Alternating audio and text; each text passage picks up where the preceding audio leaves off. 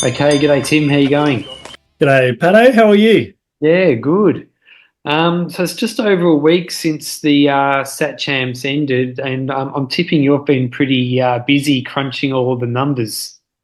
Yeah, yeah. I've been obviously you and I were there at the Australian event, which was awesome. So I didn't get much time to look at the numbers then, but since I got back home, yeah, like a kid in a candy shop, getting all the data together and looking at it multiple ways.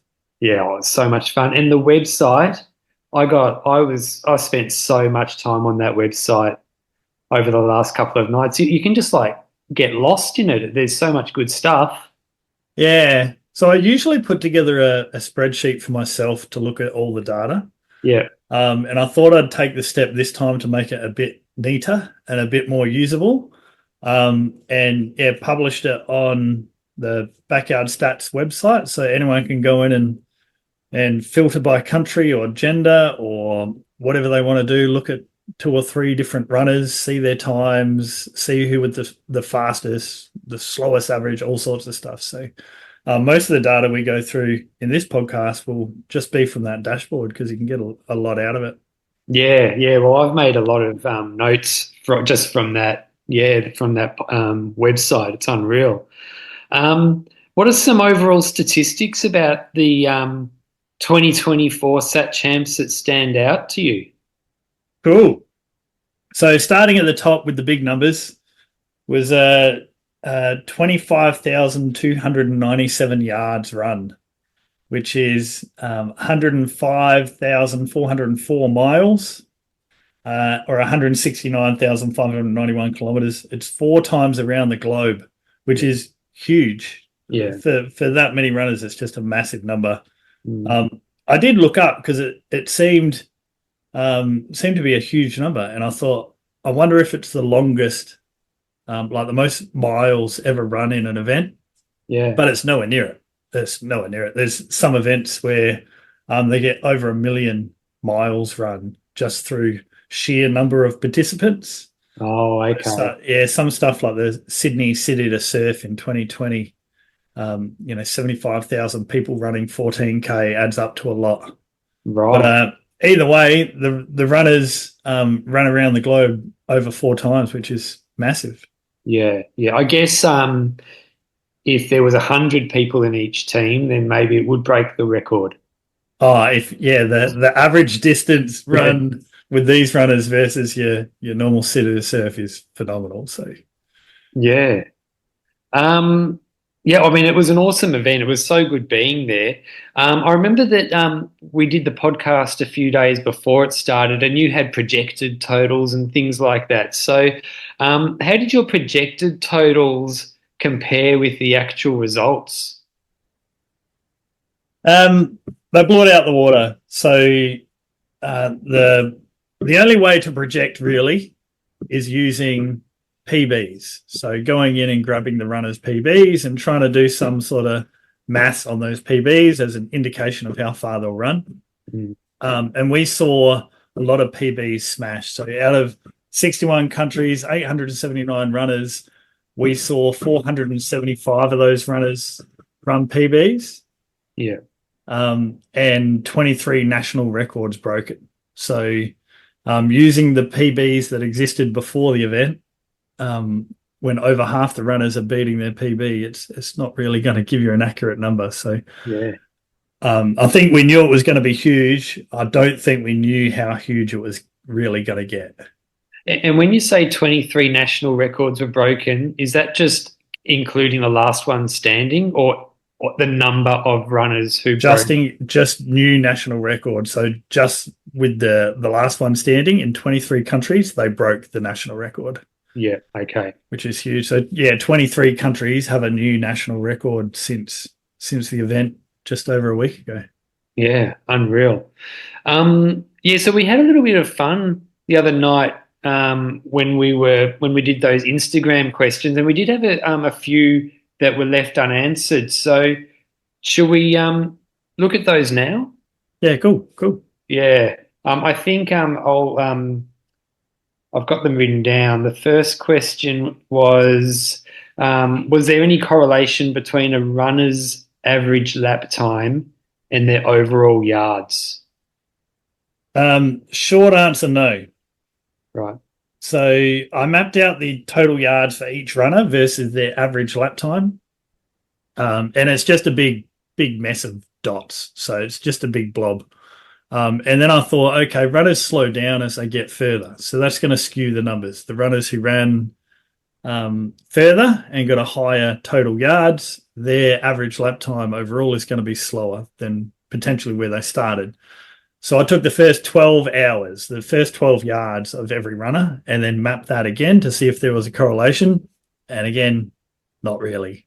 There's no real correlation. There's some runners who run comfortably slower yard times and go for a long time, and there's some runners who run comfortably faster yard times and go for a long time. So it's probably what's most comfortable for the runner is going to see them the longest.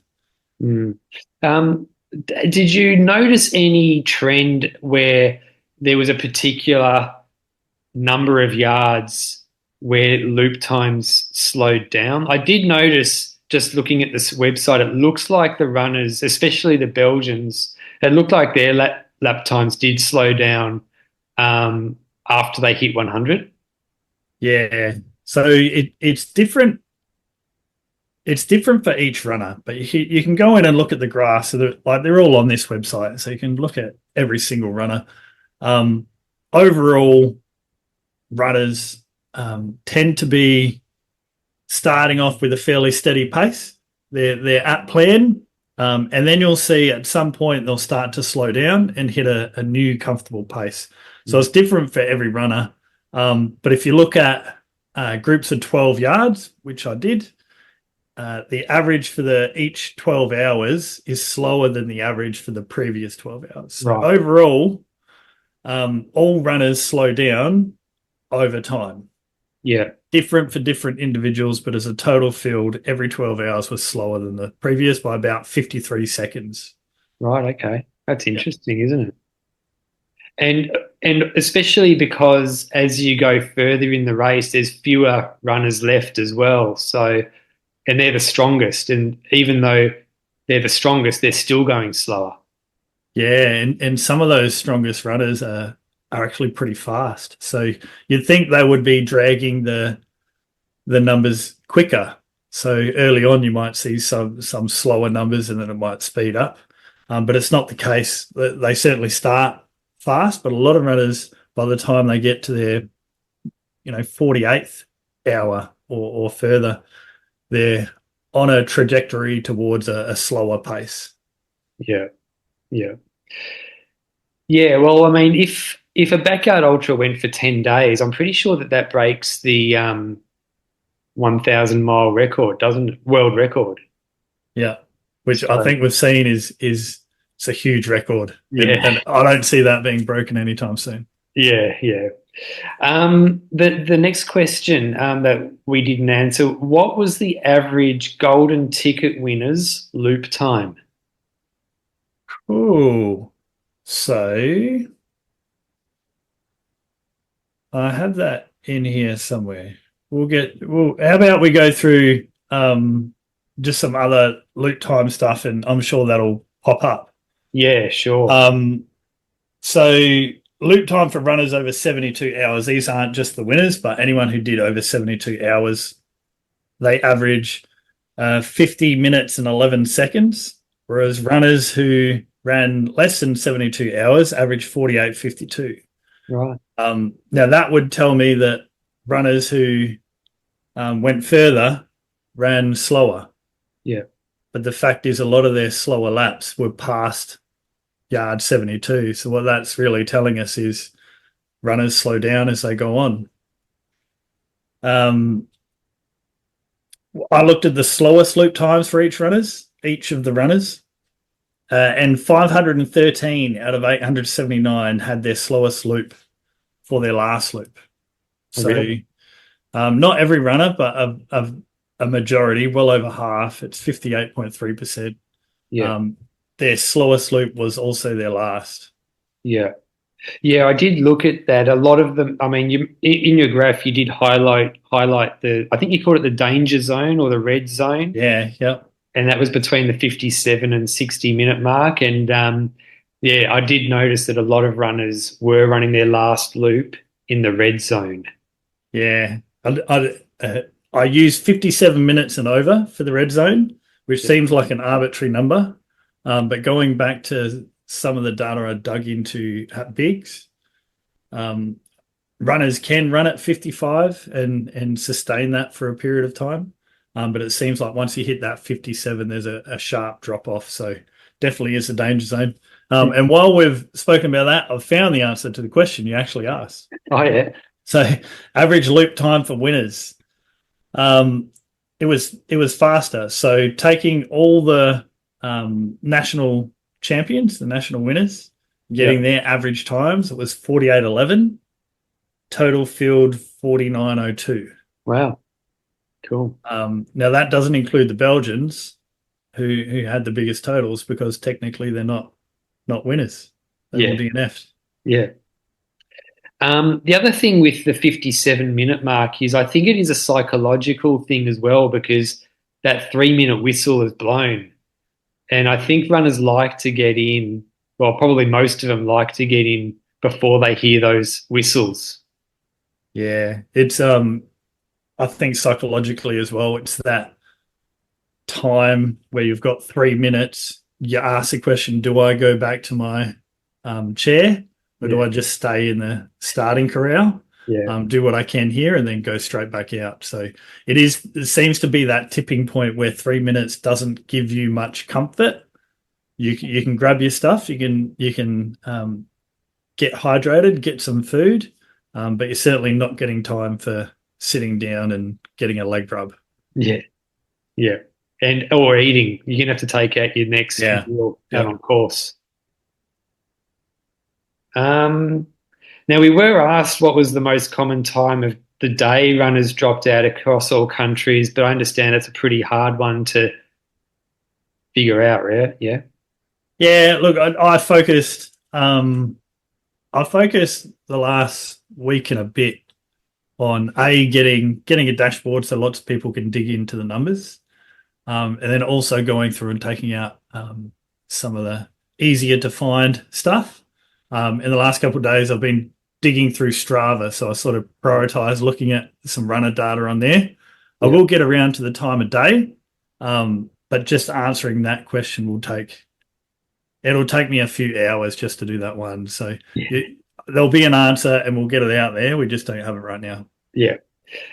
So Nat, you brought up Strava. That reminds me, we did have a question about elevation difference per loop for the top 5 countries. Did you manage to find that information? Well, I looked for the top 10 and I found 8 of the top 10. Right. So what I've done, I've jumped onto Strava and found a couple runners from every country, taken their runs, the elevation, and divided by how many yards they did to get an average. So Strava elevation data can be challenging depending on your watch settings. It can take into barometric pressure, and when you're running for 4.5 days, a storm comes through and that gives you a couple extra 100 meters. But it gives you a good indication of which courses had the least and which courses had the most. Also haven't taken into account day or night loops. I mean, we know USA at Bigs have a day course and a night course, and they're very, very different. This number is just an average of the 24 hours. Yeah. So the countries I couldn't find was Spain and Mexico. I did find runners in Spain and Mexico, and I could look at their runs, but they've got their Strava set to private, so I didn't want to use that data for this. So I'll see if I can find some more data points to get that. But the lowest elevation, where do you think that was, Pato? I would guess Australia. Close. So there are a number of countries with fairly flat courses. Australia was one of them. Belgium averaged 8.4 meters. Wow. Remembering that's Strava data, so give or take a few meters there. Either way, it's very, very flat for a course, 8.4. New Zealand next at 14, which surprised me because their course looked pretty picturesque around a lake. So Yeah, I suppose the path there didn't have too many hills in it and sort of followed that edge of the lake pretty closely. yeah. I saw. I knew it was a flat course because I was looking at John Bain's data. He did 72 yards and 1,000 meters of elevation. So that's not much over 72 yards. Yeah, yeah, and 8 meters, 14 meters, like the difference between those adds up when you're running there for days. Yeah, yeah, So Canada just behind New Zealand with 15.6, yeah. so slightly higher. Australia was 16.6, and I know you and I both got out on the course and felt that. Apart from some minor dips and undulations on the day course, it was overall pretty flat. Yeah, Um, well, it was like there was definitely no hills that I noticed. yeah, there was nothing you would say was a hill. There's just some Yeah, minor little ups and downs, yeah. which speaks to just how flat Belgium was with half that elevation. Mm. Then Sweden had 22.4, so starting to get up there. France was 43.6. So, we're heading into some countries that certainly didn't prioritize the flatness of the course. Japan, 64.5 meters of elevation. I'm surprised. I would have thought that they just I just assumed they would have just gone for the flattest course that they could find. Yeah. Yeah. And look, you'd think a lot of countries would be doing that. Some definitely have. Yeah. But it goes to show that all these countries are in the top 10. So Mm. they've done pretty well with the courses they had. So yeah, Japan 64.5, and the reference point. I could get more accurate data because we all know bigs, but I've got this number using the same methodology just to make sure it's a fair indication of elevation versus the rest. 84 meters.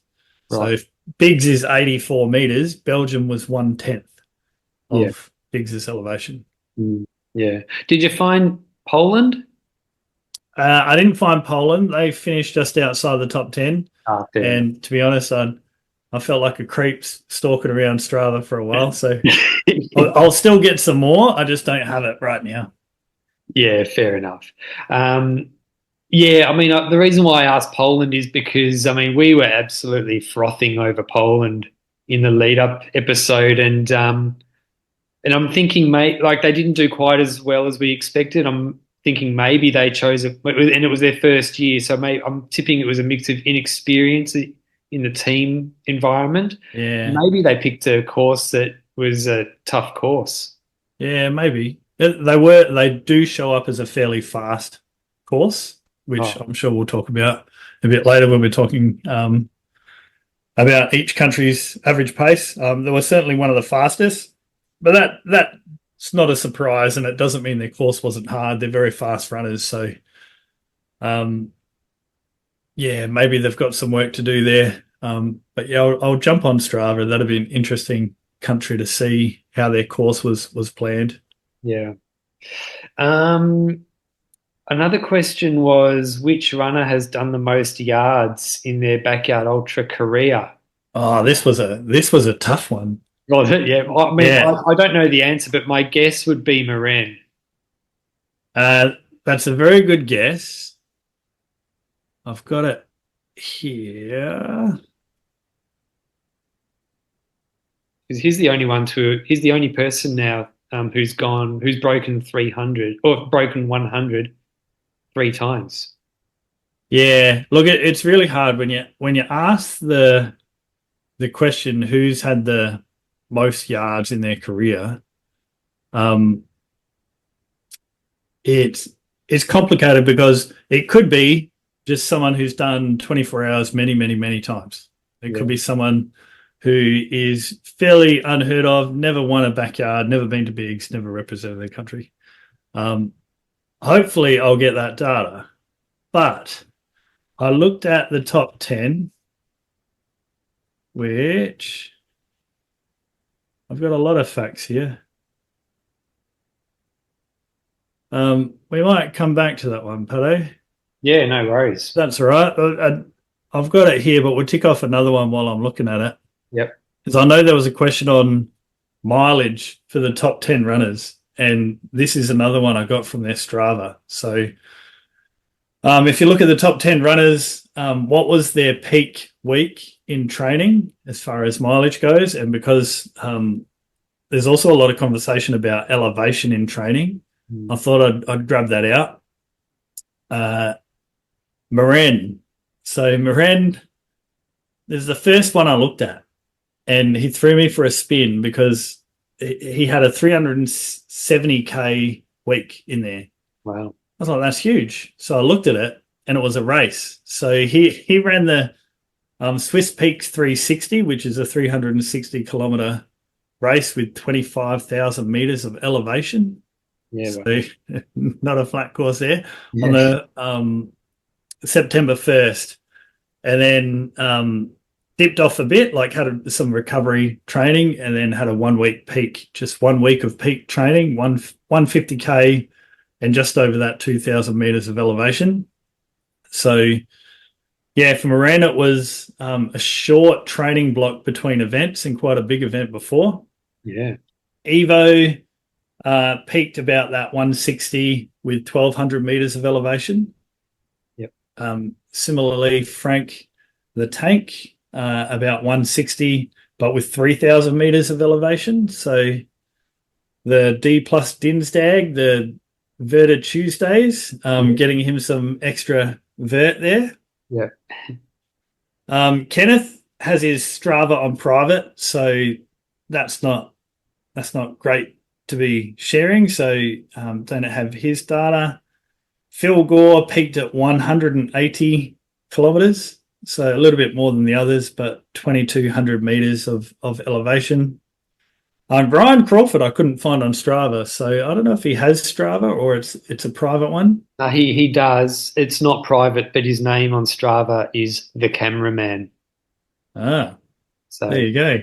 yeah. If it was meant to be a secret, it's not anymore. Yeah, yeah. No, because I believe the cameraman when he was a kick when he was doing Muay Thai, the camera. You know how all fighters they've got nicknames. Ah, yeah, Yeah, the cameraman was his nickname. the cameraman. That's Yeah, a good one. yeah,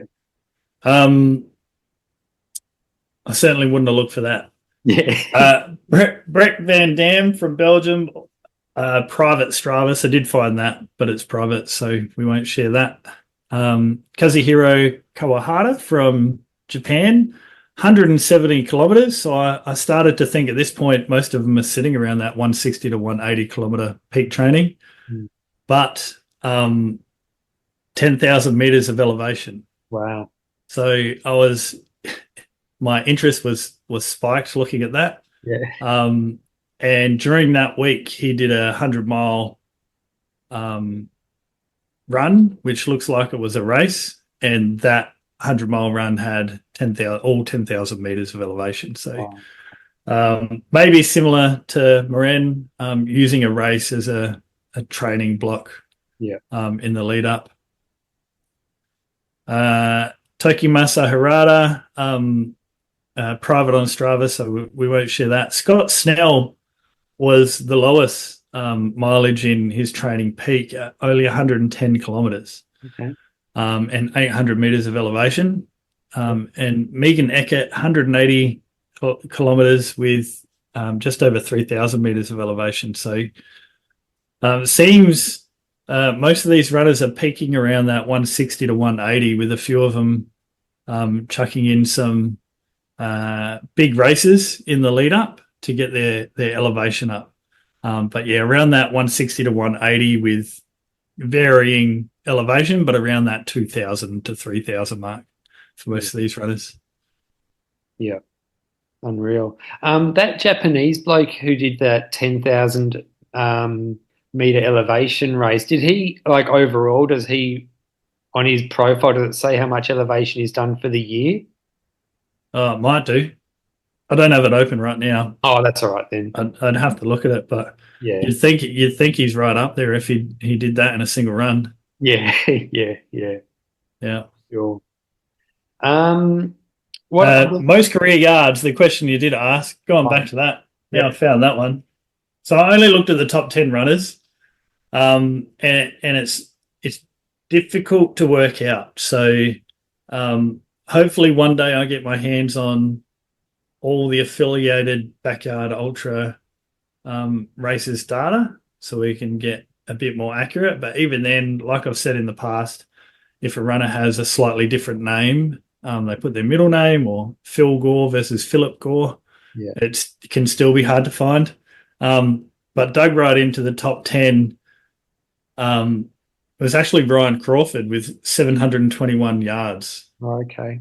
Yep. So he's done a lot, and I know listening to your podcast, Pato, he's spoken about not shying away from um, doing a race he wants to do, even if it's close to another event. Yeah. He doesn't seem to be one who holds himself back to make sure he's got fresh legs. So he's done a lot of backyards and done some really big numbers at almost all of them. Yeah. Well, I mean, I guess it was only in August that he ran at Clint Eastwood and did 72, and then 2 months later he did 95 at the Sat Champs. So Yeah. And he was, correct me if I'm wrong, he's already in the team when he did that 72. yeah, yeah, Yeah, so that talks to how he's racked up 721. Phil Gore was second at 693. So I know he didn't do a lot of backyards this year. He seems to have banked a lot of those numbers fairly early on, and he has had some. Obviously, he ex world record holder, so he's had some really big numbers. yeah. And then Moran in third at 616 yards. Right. Now, I'll just say it again. There might be some races missing from the data that I couldn't find. But of all the backyard ultra runs I could find against their names, their profiles, Ryan Crawford was the highest at 721. Yeah, yeah, yeah. Now you've said it's Ryan Crawford. I'm not surprised because he's been running backyards for a long time, and he's the only. I'm not sure how many runners have represented their country at each three Sat Champs, but he's one of them. So he's been around for a while. Yeah, yeah. I reckon even if I do get every single runner in the world their backyard ultra record and you add them all up, I'm looking at Ryan's races, the number of races and the results he's got. He probably is Yeah, the human in the world with the most yards in a backyard. yeah, yeah. I reckon that's probably right. Um, what other stats have we got that stand out? Cool, there's heaps. Okay. So I love numbers. Yeah. Um, So 100 yards have been achieved by 9 runners now at 4 events. So it was interesting to me to stop and reflect. It's only been broken at 4 different events. Mm. You had Evo and Maren a couple of years ago doing 101 at the World Team Champs. Then Phil Gore and Sam Harvey at Dead Cow Gully. Then you go to Biggs, where a number of runners broke 100 there, and obviously Harvey Lewis broke the world record, and then this world champ. So all within that 2-year period, the 100 yard mark has been beaten by 9 runners at 4 events. Evo is now the first to achieve 103 times. Right. So he's got the 3-peat, which is huge. Yeah. And Moran and Phil are the only other runners who have done it twice. Yeah. So Maren's done it 3 times too, though, right? Because Maren did it at Biggs. Maren broke 100 at Biggs. Yeah. Yeah. I'll have to. You got me interested now. I'm going to bring up his Biggs while I'm looking at it. Yeah. So Evo, I think you might have, because Evo's done it twice.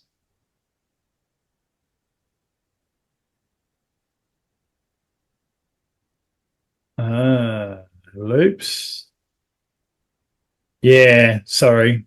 I've got them backwards. Yeah. So Evo's done it twice. Moran is the first to achieve it 3 times. Yeah. That's amazing considering it's only been done 4 times. That means he's done it 75% of the time that it's been done. Yeah, he's done it at 3 events, 3 out of 4 where it's been Yeah. done. So sorry, Moran, you've done it 3 times. Mm.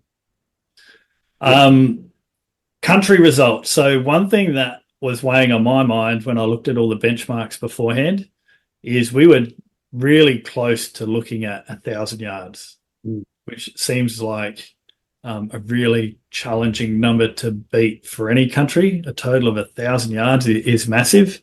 Yeah. Um, I didn't know if we'd get there, and we smashed it. So when I say we, Belgium smashed it with 1,147. Yeah. That's an average of 67 yards per runner to Yeah. get 1,000, and then they went well beyond that. They improved their result from last Sat Champs by 359 yards. Yeah. Yeah. It's just huge. That's pretty amazing. Um, and they had 4 breaking 100. Yeah. Yeah. People forget about that fourth because he stopped after 100. Like 3 went on to finish on 100. Yeah. And that Kenneth bloke who made it to 100 yards, I mean, I like him because his previous best was 38. And Yeah. 38, that Yeah. 38 is my PB. So that gives me some hope. Well, Kenneth had the highest increase on a PB. So he ran 100 yards, and that's, up 62 versus his PB of 38. Yeah. That 38 was a win in Right. 2022. So just looking at that one race, you might say it was untested. But he's run 5 backyard ultras that I could find, and only won 3 of them. So as an example, he DNF'd with 30 hours at Legends Backyard this year. Right. So not sure how he got to 100, but it's definitely a huge step up, and it just goes to show what sort of athlete this guy is. And yeah, he might be forgotten from the photos when you see the Belgium team and it's got the top 3 crossing the line to break the world record. But I reckon Kenneth's name is going to pop back up a few times over this year. Yeah. Yeah. So, I mean, yeah, that's unreal. Was there, looking at their times and stats, was there anything about Belgium that stood out amongst the rest apart from the amount of yards they did?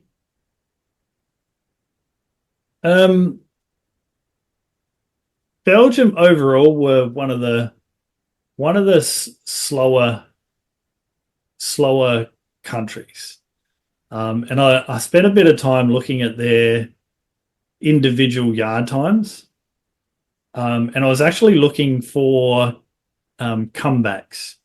So one of the questions we had was, what was the best comeback and how do you measure a comeback? Right. And what I saw in the Belgian team is there's a number of times where a runner was going fine, nowhere near that danger zone, and then all of a sudden threw in a loop within that danger zone.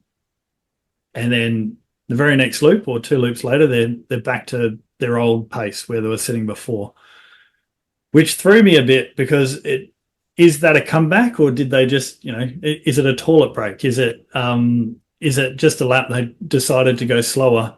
But what you find with the Belgium team is they were running together a lot.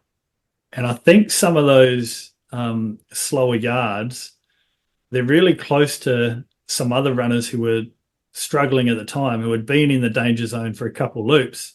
And then all of a sudden another runner joins them in the danger zone to help them get through. So with their times overall, the thing that stood out the most was those little blips of slower yards where it looks like they've really put in that teamwork and made sure no runner was left behind. And then towards the end, I think they were pretty much running holding hands and arm in arm. I know they were in the last one. I think together they needed all 3 to keep going to make sure were alert and focused enough to get through that finish. Yeah. And they definitely were. I mean, they obviously were a good team. They were the last team to have all 15 runners standing as well. Yeah, yeah. So they act. You can jump on the website and look at the data there.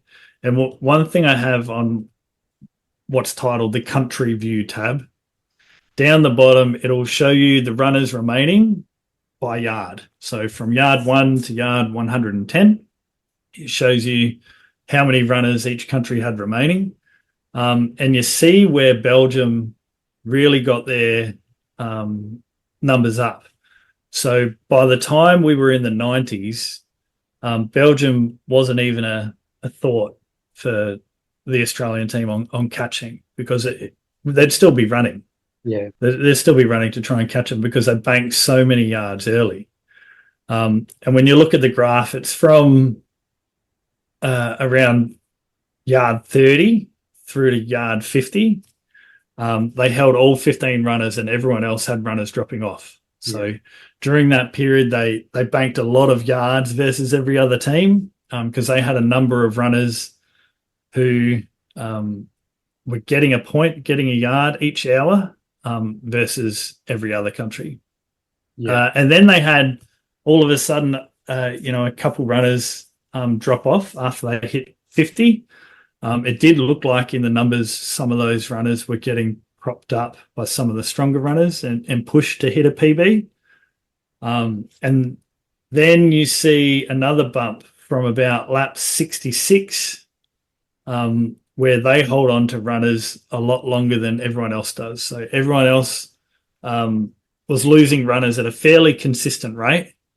Belgium have this really flat zone from, it's about 60 all the way through to 79, where they lost no one. Wow. Yeah. Which again banked them a lot of points, a lot of yards ahead of everyone else. By the time it was down to the last three, they were well and truly miles ahead of everyone else. Yeah. Yeah. Yeah, it just goes to show how important that is, isn't it? I mean, I didn't really think about that until now. Yeah, It's it's just not to lose runners for a long time makes a big difference. it's interesting because there's almost two races. There's the last runner or runners standing, which obviously Belgium had the last three standing overall. But there's also how long can you hold on to as many runners as possible. They had three runners at the end that ran to 110. Yeah. Every time they cross the line, there's 3 points. But if they held 15 runners and everyone else dropped down to 10, they're banking 5 points more than everyone else every hour. Yeah. So by the time you get deeper into the race, they're well and truly ahead. Yeah. Yeah. In a similar vein, I've really started digging into this comeback. What is a comeback and how do we see it in the data?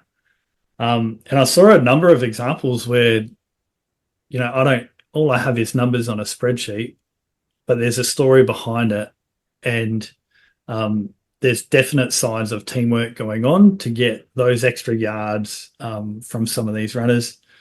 You got Eric Prigo Pastor of Spain. He ran a 59.07 on yard 24. So less than a minute turnaround on yard 24, but then went on to achieve 60 yards. Right. Which sounds like a comeback, but then you look at Felix Sanchez Para, also running for Spain. He'd been struggling for 3 yards. The prior 3 yards, he was in the danger zone. And then on that yard 24, he finishes within a couple seconds of Eric and completes that 24 and then DNFs. Right. So I think there's a bit of pacing going on there. Similar in Poland, you got Mikhail Sidorek, ran 58.51 in yard 14, and then a 59.34 in yard 15, which is alarm bells. Yeah. Like the numbers are telling me this guy's going to DNF on yard 16. He's not going to make it, but completed 63 yards overall. Yeah. So it's unusual for someone to run those numbers, but looking Patrick, I'm going to butcher this last name, Switachowski ran within a couple seconds of those two slower laps. So they were working together. And then DNF'd after he completed that 15, which is when Mikkel Siderek went back to his normal pace. So Yeah. The only real example of the biggest example of a comeback that was sustained, where a runner had yards slowly heading towards that danger zone, hitting into that danger zone, and then slowly digging themselves out of that hole, was Dan Carmack in Australia, which fortunately you and I were there to see. So we know some of that story behind it. We had first-hand view of what was going on. But he hit a 57.39 just in that danger zone on yard 43. And every yard before that had been slowing. So his pace was getting slower and slower and slower. And then it was a long road out of that hole. So he was only improving his pace slowly every single yard. But then on yard 54, I remember he said, I'm going to run a faster loop this time. And he ran a 38.44. Yeah. So he was all of a sudden the first back on yard 54, and then finished with 75. So easily could have dropped out earlier on. Like I said, he's in that danger zone in the 40s and somehow dug himself out of that hole, made it all the way through to 75. Yeah, that was so good to watch. And people at home saw it as well. Like on the live stream, people were commenting, Dan Carmack's so tough. And he is. I mean, that was one of the best performances I've ever seen. Yeah. But look, there's guaranteed to be other performances that show similar guts and courage to dig themselves out of a hole. Yeah.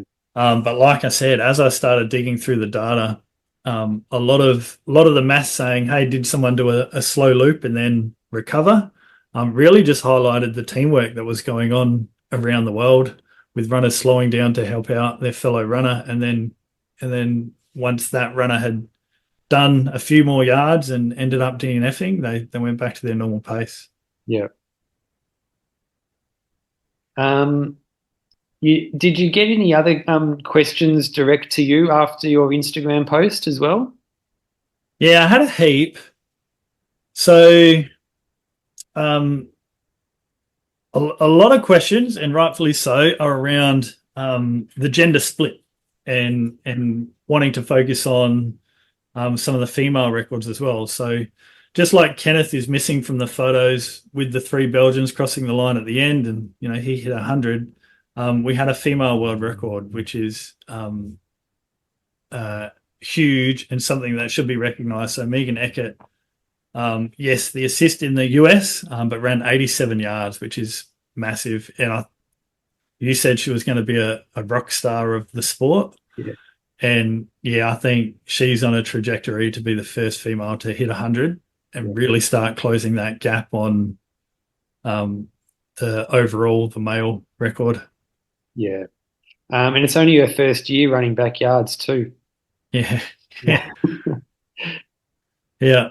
Makes me upset that when you see some of these people that've only been running backyards for a year or a little bit over, and they're already doing such huge things. But no doubt, putting in the work and getting the results. So huge for Megan Eckert to get that female world record. I did get gender data. So last time we spoke, I didn't have gender data for all the runners. I got gender data for all except 99. So there's 99 runners who didn't input gender on the forms. So we won't bother trying to guess genders just off a name. Yeah. But there were 660 males, 120 females, and 99 not recorded.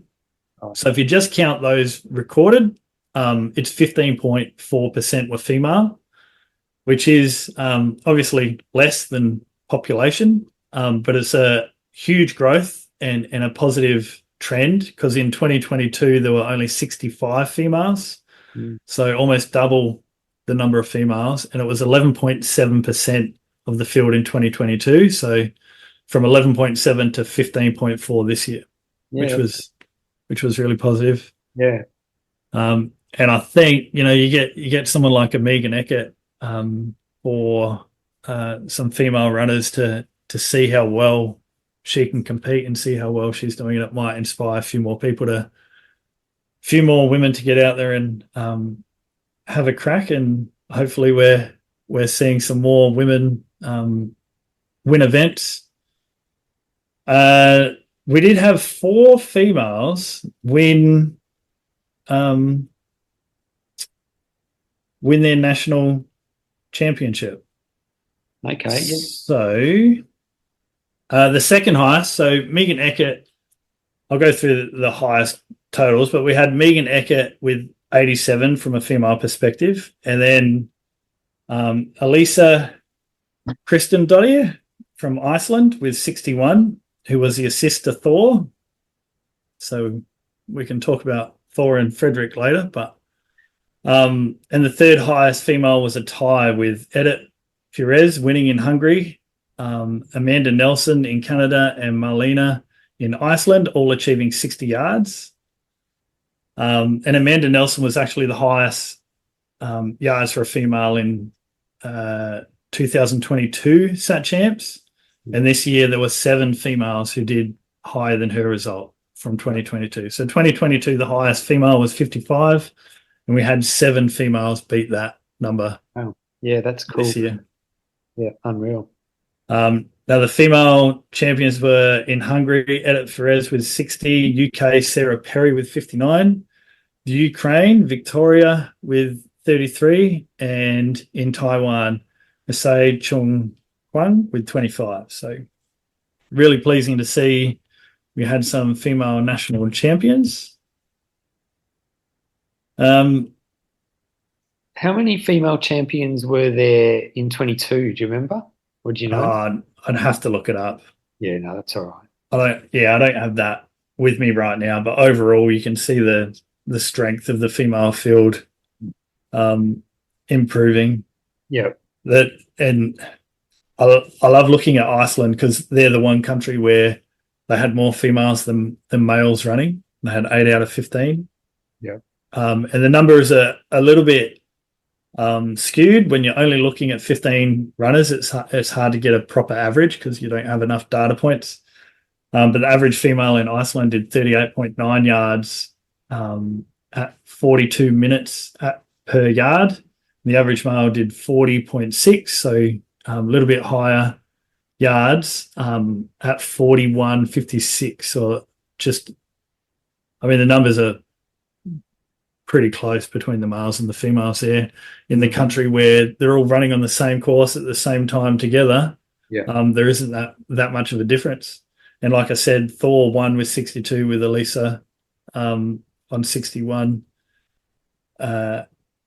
And the third place there in Iceland was also a female with Marlena achieving 60.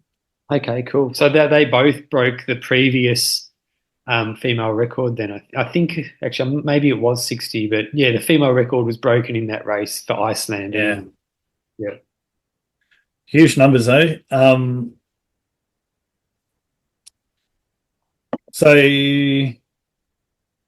yard times, loop times are interesting, and I got a lot of questions on Instagram about loop times, and I know when I decided to do a backyard, the first thing I wanted to look at was how fast or how slow am I meant to run this thing.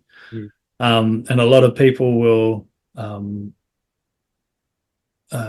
struggle with that to begin with. So how do I know how much to walk? How do I know how much to run? How fast should I run? Should I run slow and walk fast, or the opposite? Or how many minutes do I need? And a lot of people might think they need 15 minutes in the chair, and maybe you don't.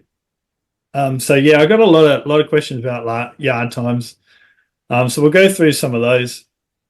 The fastest yard was Yison Camilo Ramos in Colombia. Yep. Which was a 27:34. 27:34. I haven't done the maths on what that is per kilometer, but that's bloody fast. Yeah, and that was on loop 2, I believe, wasn't it? Yeah.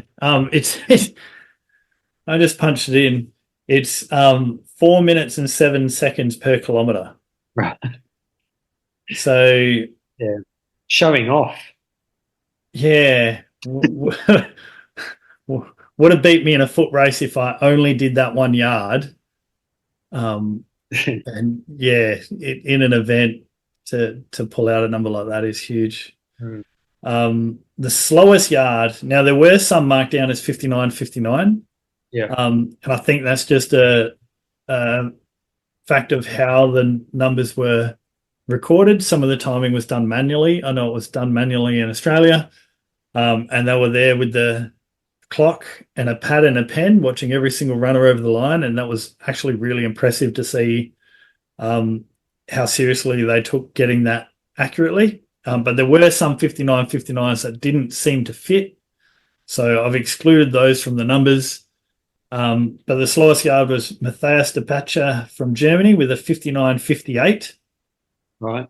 So if you don't get a time for a runner, you might default to 59.59, but 59.58 seems to be a real number.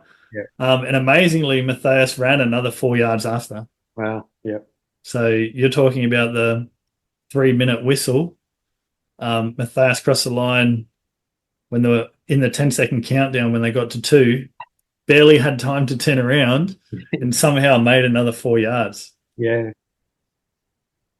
I'm not sure if you've written this down already, but I've got Janice Abols ran the fastest first yard overall with 29 minutes and 2 seconds. Yeah. I don't know what country. I forgot to write down which country that they're from though. But from that first loop, they trended slower dramatically and finished running 13 yards. Yeah. Yeah. I did look at the first yard time, but to be honest, what I looked at was, did Sam Harvey run the fastest first lap? Because I know in the past that has been a bit of a trend, and he didn't, so I moved on. Right, fair enough. Yeah. So Well, I'm tipping that is due to the team, like the nature of the race, how it's a team event. Like it probably wouldn't have been gone down well with the team if he just ran off on everyone else for the very first yard. yeah, if they're looking for leadership and their strongest runner just leaves a puff of smoke behind him. So yeah, maybe it's a thing of the past for Sam, or maybe it's just something he chose not to do for this team event. But I also flagged Simon McLean from New Zealand. He ran a 31-minute yard on number 17, and he also ran 38-minute and 5 seconds on his last loop, which was number 65. I think he ran the fastest. He was the runner who ran the fastest loop on their last loop. yeah, I actually didn't look at the fastest loop on their last loop. But one thing I will be looking at and chucking in a graph is the loop pace for anyone who was winning. So when you go out on your own, you know you've got it won. How fast are you going to put in that last lap? Even if you thought you're on your last legs, when you get that fresh breath of energy, that 15th wind, because you know you've won, all you have to do is get around. How fast do they do that? So I think that'll be an interesting graph to check up on the Instagram. Yeah, I did look at. Did you check that? Because I know that Hendrick, he ran his last loop in 31 minutes. 31. Yeah, and that was the 7th fastest loop of anyone in the world. Yeah, I reckon he's got. I reckon he's got that stat one. Yeah, yeah. I know we were expecting there was a bit of a poll, unofficial poll going around with everyone asking what time do you think Phil will do this yard in, and I think most people guessed a faster one from Phil. Yeah, yeah. Everyone was saying, "Oh, get ready. He'll be back soon. He'll be back soon." But I think he ran it in about 48 minutes, maybe 45. But I think he was feeling a bit of pain in his legs, and he just didn't want to risk it. Yeah, it's either that or he heard the speech is going on, and sat down around the corner and waited for the right time, because Yeah, he did cross the line at a perfect time when the crowd was ready. And yeah. um, And he might have just wanted to savor that last loop feeling as well. yeah, yeah, I reckon I'd sprint it. One day when I win a backyard ultra, I'll sprint it, because I'll be so nervous that I Oh, won't make it around in time. yeah, yeah, yeah, yeah. Yeah. I looked at averages. So here's a blistering pace. The fastest average pace was Mark Schneider of Switzerland, with 38:11. Wow. So I was expecting the fastest average to be a runner who maybe only did 8 or something. But Mark did 33 yards, which Mm. was 4 behind his PB. But yeah, ran 33 yards with an average of 38:11, which is that's fast. He's got 22 minutes time in the chair. Slowest average was Claudia Muller from Germany, with 57:21, and Claudia again ran 36 yards, so it's not a short result there. And it was a 1 yard PB, so it looked like Claudia was digging deep to I, get that PB. yeah, I flagged her as well. She averaged her loops in 57 minutes and 21 seconds. Her fastest loop was 55 minutes and 34, and nearly all her loops were in the red zone. Yeah, who's that remind you of?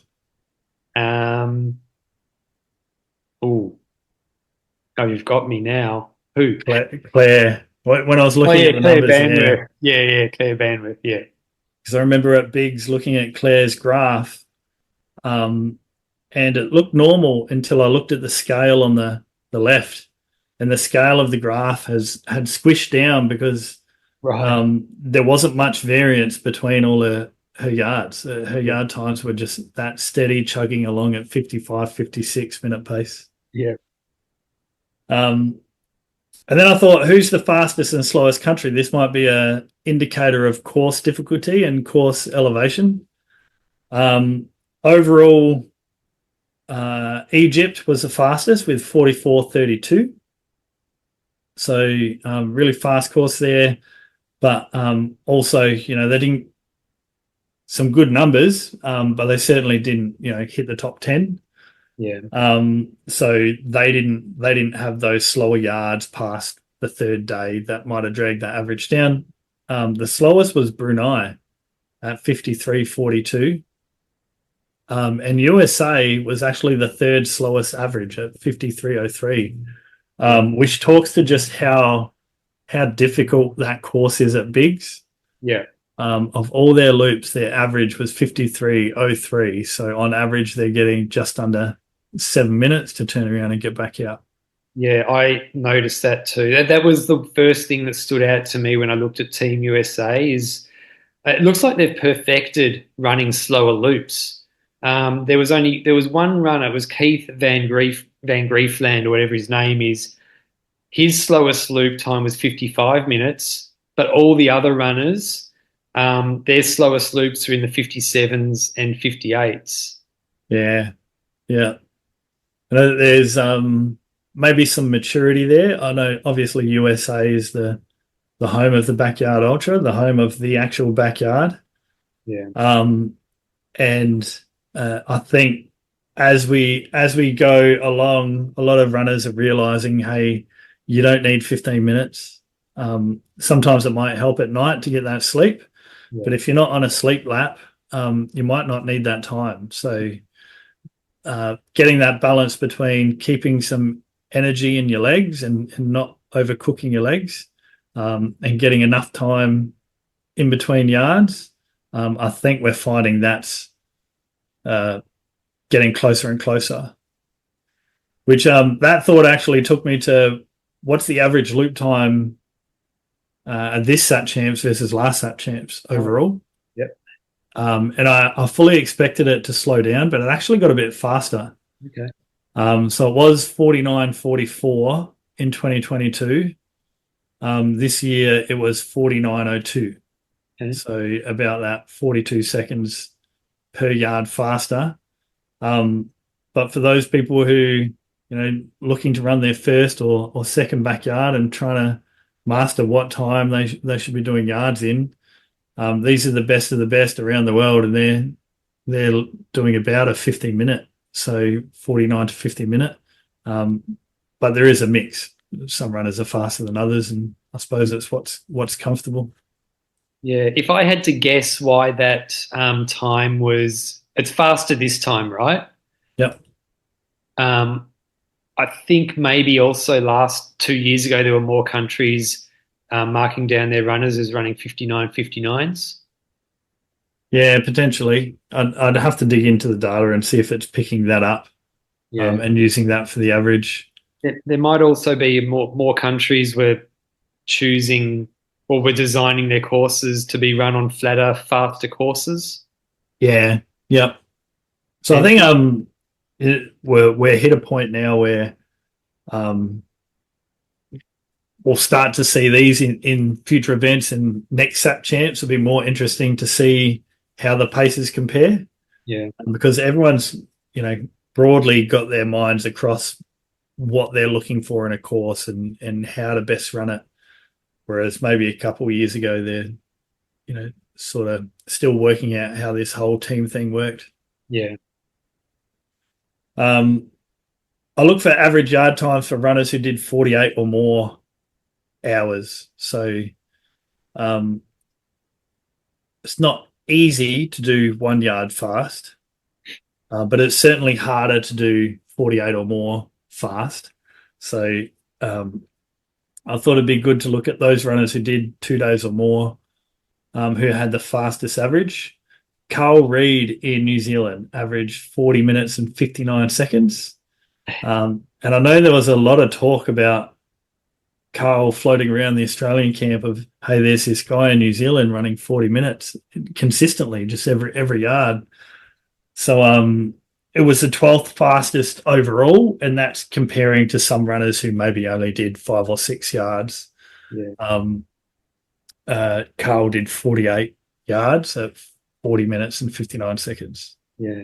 Apparently, he went berserk at Clint Eastwood as well when he qualified for the New Zealand team. He was like using the same strategy, just running these fast loops, and people couldn't believe what they were seeing. But yeah, I noted down his slowest loop was 45 minutes, and his last loop, like his 48th yard, was running 41 minutes. Yeah.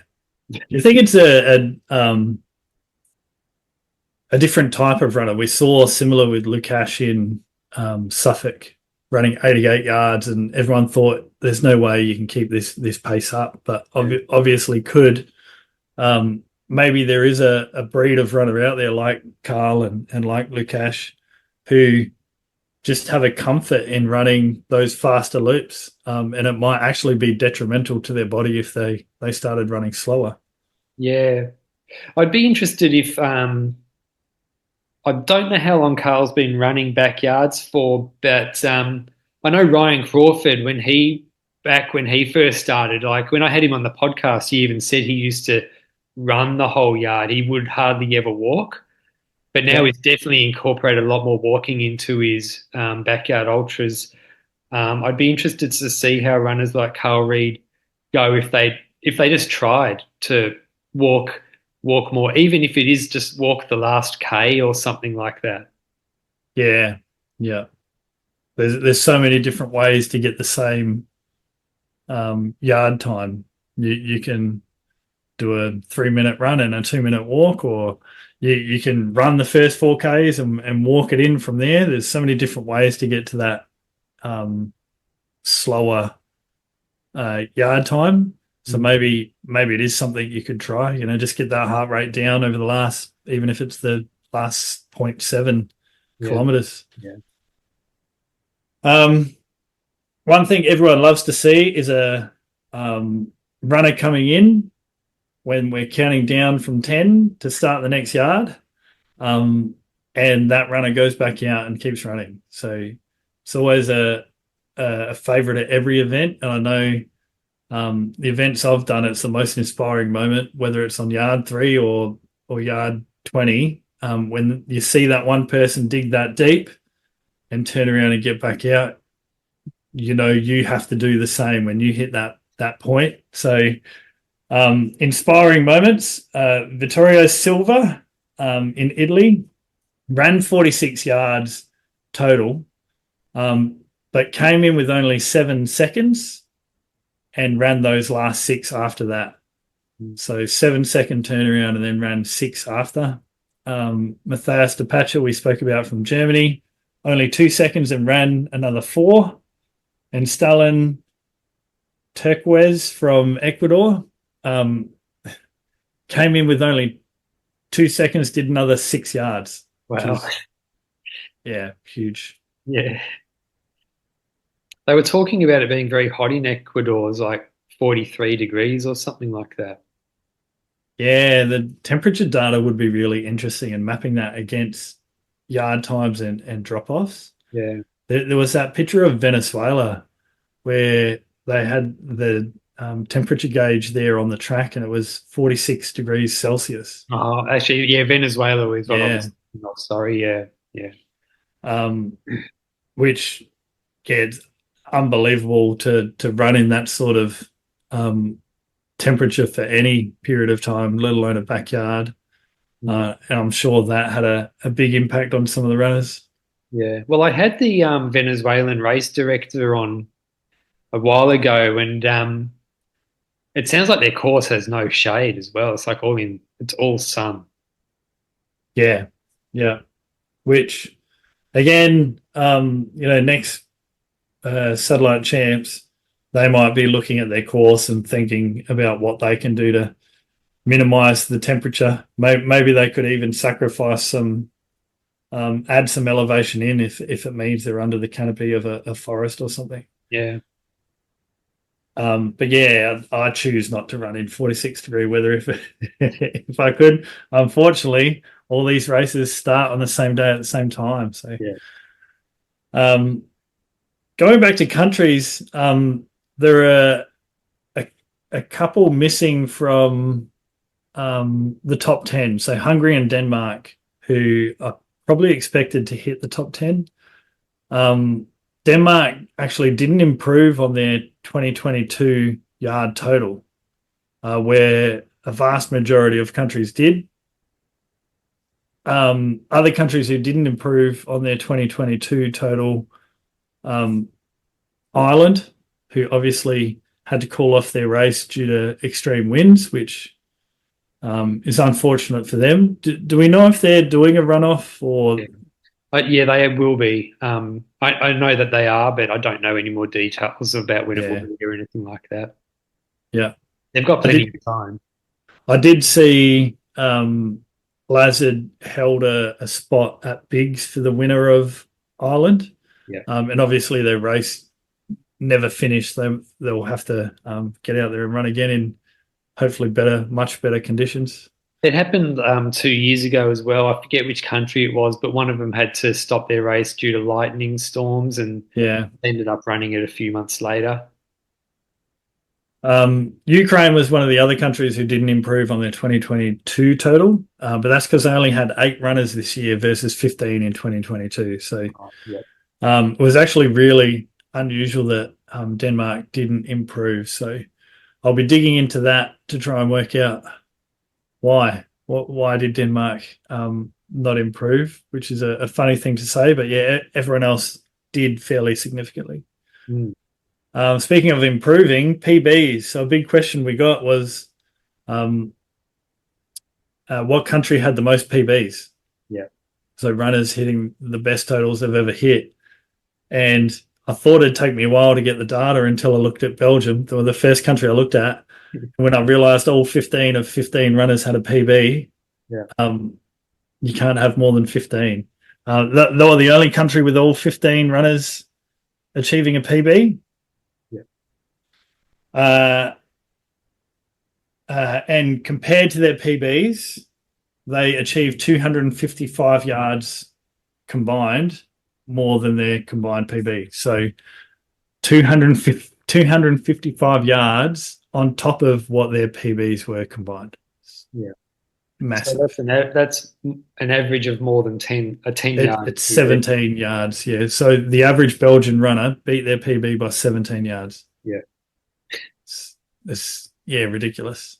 Obviously, Kenneth there played a big role in that number, getting such a huge PB. But yeah, all 15 got a PB, which again maybe talks to some of those moments early on when they seemed to have worked as a team to make sure all runners hit that 50 point. And then again, when they started to get into the 70s, it looks like there was some teamwork there to make sure all those runners hit their PBs as well. And then finally, the last three definitely helped each other make sure they got that 110. Yeah. And by the way, that includes expansion countries. So countries who had never participated in the world champs before, the SAT champs, some of their runners were down with a PB of 1. Yeah. And none of those countries had all 15 runners with a PB either. Okay. So yeah. the runners, some of those countries had like about at least half their team with a PB of 1. yeah. Yeah. So yeah. So even in those countries, some of the stronger runners who strongest maybe a bad word, but the runners with a higher PB who had experience running a backyard didn't get a PB this time. So yeah, it's amazing to see Belgium's the only one who pulled that off. The only country with no PBs, who do you think that would be? There was only one. I'll guess Denmark, just because of what you said before. Nah. It would be Ireland because Ireland. Yeah. Race. Yeah. So it's a sad story because they clearly had a lot more to give, and they'll go. Sounds like they'll go compete again to find a winner to send to bigs, but surely it must feel a bit off not running at the same time as all the other countries. A bit of the shine might be taken off there. So yeah, only country didn't get any PBs. Good thing they called it off though, because I know what some ultra runners are like. 75-mile wind gusts. They probably want to keep running. So I'm glad someone made the call and said, "Hey, this isn't safe. We need to stop."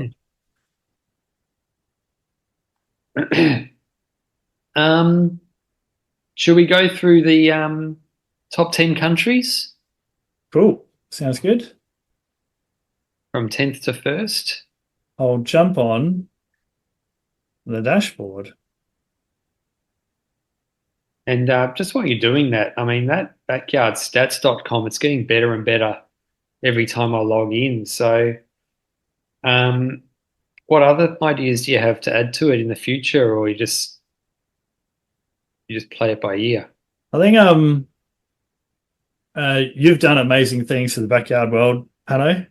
And I always like to think your story where you looked up for a podcast on backyard ultras and you didn't find one, so you started your own. Since then, everyone who's been in that same position and looked up a backyard ultra podcast, they've found it because you put it there. So there's lots and lots of runners who have found your podcast, and it would have helped immensely.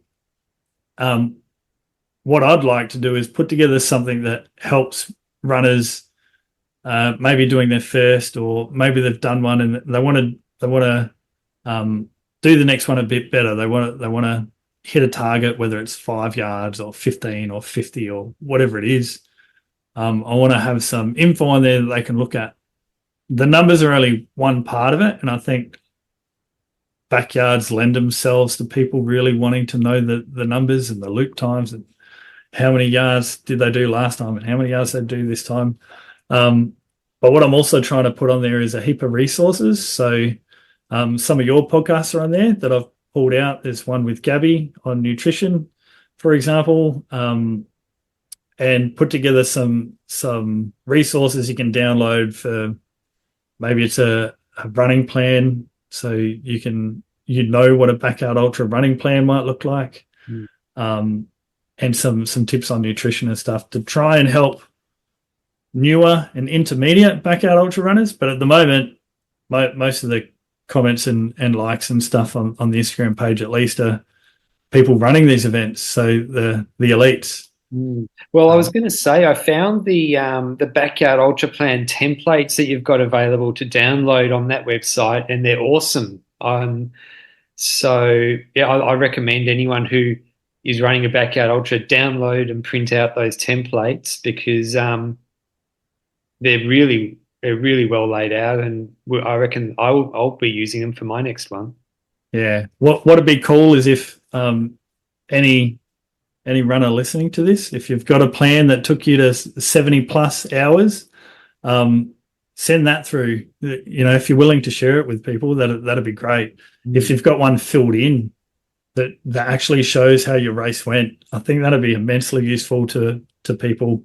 And again, whether they're trying to get to 5 hours or 50 hours, these are things people doing their first, second, third Backyard Ultra would have find immense value in. So I think that's the name of the game, Pato, is try and grow the sport overall, and just like we see in these numbers, try and support every runner that crosses paths with us to achieve what they want to achieve and do big and great things. Yeah. Speaking of big and great things, top 10 countries.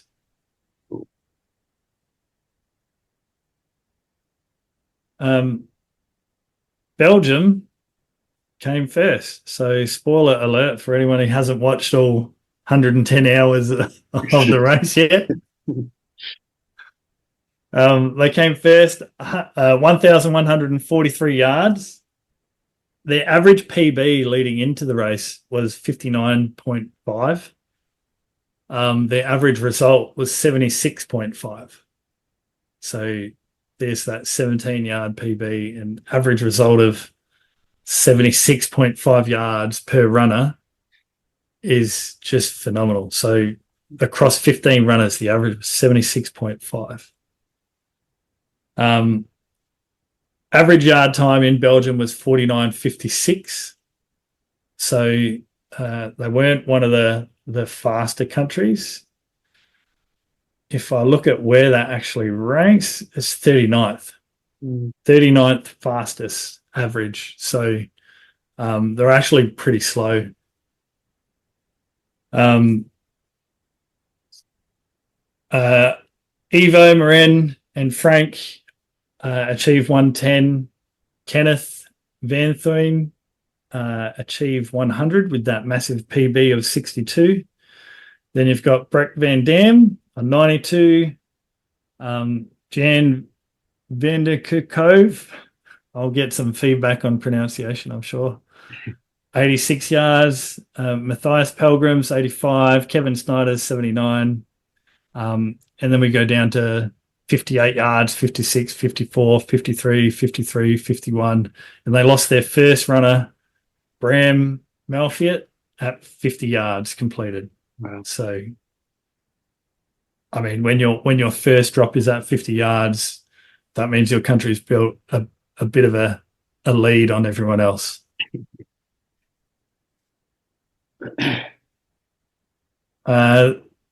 Australia was second.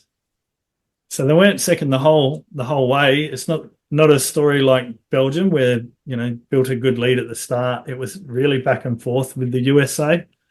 And it came down to the very last yards. So Australia finished on 971 and the USA finished on 969, I believe. So won by 2 yards. Yeah, won by 2 yards. And the US had already finished running, had a lead on Australia, and Phil Gore and Ryan Crawford did an outstanding job working together to chip away. They're only getting 2 yards every time they go around. I think they had to do 6 or 7 together. And then Phil Gore went on that last one to take him into second place, which was a huge accomplishment from the whole team, but also from Phil and Ryan just sticking in, eyes on the prize to get Australia into that second place. Yeah, and I liked it how they were both running with their they put their Australian tops back on when they were running together as well, which was pretty cool. Yeah, yeah, it is pretty cool. Reminds me of that moment at Biggs where Phil was wearing his green and gold Team Gore Yeah, jersey. yeah, Um, so yeah, Phil won with 96 and Ryan Crawford at 95. So that's a huge PB for Ryan. Previous PB was that 75. Tim Kaprizak, 82 yards with a 22-yard PB. That's a massive result from Tim. Another one who had a pretty massive comeback, and I know we were there and we saw it firsthand. And a lot of it isn't just in the numbers; a lot of it is in how you see them running and mentally how they're expressing how they're feeling. Tim had a huge comeback and got that 82 yards. James Blanton was Tim Kay's running partner, especially towards the end there. yeah, At 82, John Owash and Dan, the comeback kid, Carmack with 75. Um, Matthew Bellman, 73. Rob Parsons, 65. So didn't beat his PB. His PB was 84, but still hit that 65, which is a great result.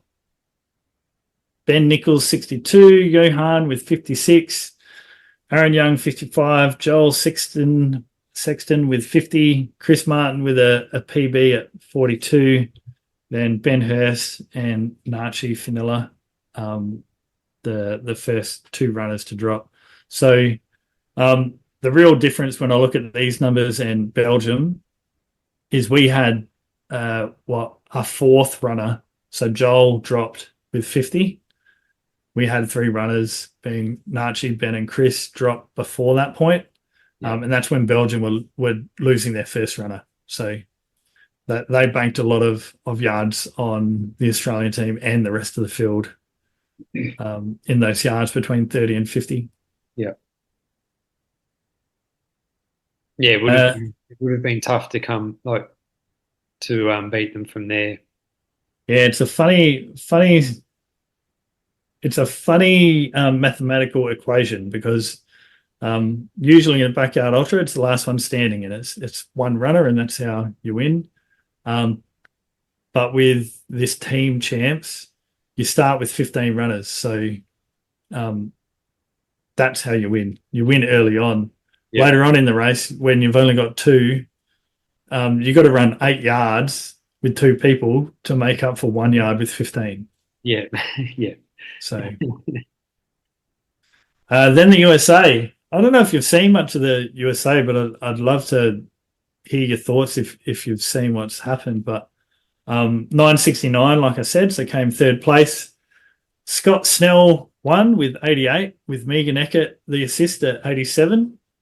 Then Peter Chadovich at 80, and the big name Harvey Lewis with 76. So obviously down on his PB of 108.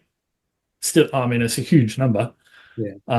But down in his PB, have you seen any info on how Harvey's race panned out? No, I did watch some of the stuff on YouTube last night, but I watched just the last 1 or 2 yards when Scott Snell finished as the last one standing. So I'm not actually too sure about what happened. Have you? No, I haven't had time, mate. I've been in the numbers, Yeah. but yeah, similarly, I saw the end, which was Yeah. cool to watch, and I did see a couple posts with Harvey sitting down in his chair Mm. after he DNF'd. But yeah, interesting to see. We know at Dead Cow Gully he had some sleep deprivation challenges. That was deeper than 76. So you're not always going to get a PB in every race. You wouldn't expect it in a 5K. So why would you expect it in a backyard ultra, especially when your PB pushes out to world record? Yeah. To get a PB, you're literally breaking the world record every time. One of the things I noticed with their times is that there was a definite difference between the average day and night loop times, Yeah. but it leveled out after a couple of days. That you could Yeah. hardly see any difference between day and night. The graph, which again is on the website, you can see, the pattern reminds me of Harvey's run at Biggs individual champs last year. So at Biggs last year, Harvey banked a fair bit of sleep on the first night, Mm. a bit on the second night, and then from there, his day loops, his night loops sort of just blended into Yeah.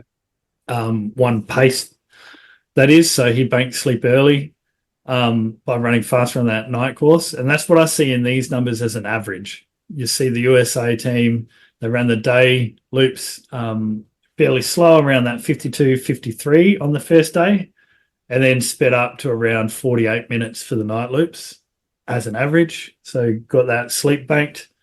And then, yeah, you see an on-off sort of slower pace and then faster pace when you go from day to night for that second day and night. And then from there, it's just a jumbly, wiggly line trying to keep its head out of that danger zone. Yeah. And I think it just must be because that day course just takes that much out of them. When they do have the night loop, it's just all about recovery. So they don't want to push themselves again because they've already worked so hard for all the day. They Yeah. want to be able to run a bit slower and get a rest by running slower rather than getting a rest by running fast and then Yeah. lying down. Well, there's a lot of stuff you can do while you're moving forwards. You can walk and eat, you can walk and drink, you can Yeah. do all sorts of stuff and keep moving. Yeah. But yeah, it looks like they really, on a tough course, they really value that first night's sleep, which no doubt helps them as they get further into the race. Yeah. I did like Bo Shelby. So Bo Shelby was their late call up, Mm. and I was interested to see how Bo went. Bo did 53, so was the fourth runner to drop. Wasn't the first, which I'm sure Bo didn't want to be the first. No one does. But being a late call up, it's good to see that Bo got out there and got a good number, not a PB, but still a good number, and certainly wasn't the first to drop in the US. Yeah. Again, similar to Australia, Bo was the fourth to drop at 53, and by that point, they've already had three runners drop, and Belgium are just dropping their first runner. So Belgium built their lead out early on the US. Then we got Japan in fourth. I haven't seen much of Japan's footage. Have you seen any of the footage from the Japanese event? Only bits and pieces, hardly any. Yeah, I don't. Yeah, hardly any is my answer. Yeah. It is a difficult sport to keep up with all the footage when you get to these world team champs. Yeah, yeah. Because I think even if you watch all of it back to back, you wouldn't finish it by the time next team champs started. Yeah. But yeah, fourth place on 83. They had Kazuhiro Kawahara win with 92, with Tokimasa Harada on 91. So really big numbers at the top there. And then it goes down to 81, 75, 71, 64. Similar position, but a little bit sort of gave the lead to the Belgians earlier. By loop 52, they'd already lost 4 and were losing their 5th. So losing some runners fairly early, with Kaisuke Minami at 24 and Kazuhito Nakata at 27. Definitely hurt their overall result. Yeah. And once Belgium had built that lead, it was going to be really hard for them to overcome it. And by that 50th yard, USA and Australia had kept one runner ahead of them for quite a period of time. Yeah. Then we go to France, who came in 5th, and France did 847 yards.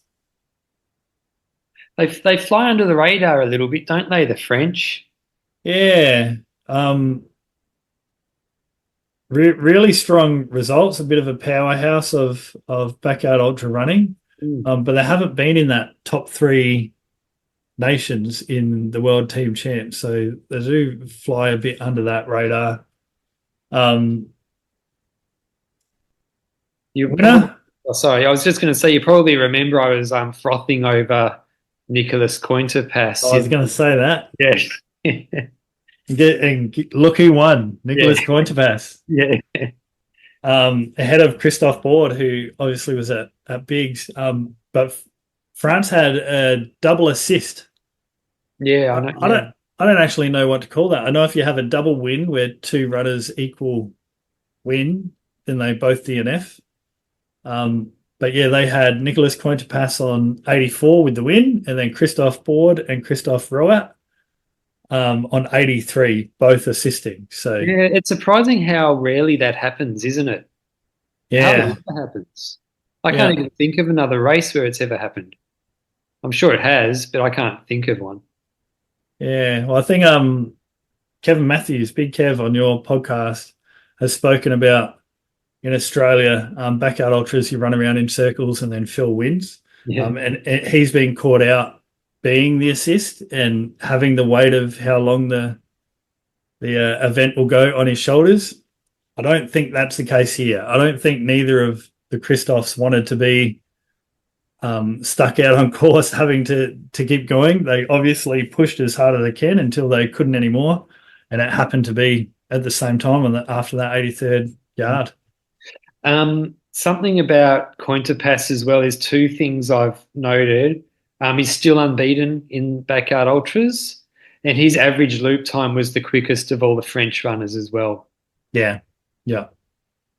There's a um, actually interesting number when you look at uh, the time on feet for the first and time on feet for the second runner. Mm. So Cointerpass had less time on feet, over 2 hours less than both Christophs who were the assist. And when you look at Australia is the most extreme example of that. And I've got that number here. So it's interesting because you can run further and do more hours of running, but spend less time on your feet if you're faster and you're getting more time in your chair, and all those minutes add up. So that was the case in France, but in Australia, Phil had almost 7 hours less than Ryan Crawford on his feet. So Phil was 72 hours and 28 minutes, and Ryan was 79 hours and 12 minutes. Yeah, wow. So huge pace difference there, where like 7 hours over the event, that's a huge amount of time Yeah. to get that rest in and recovery in.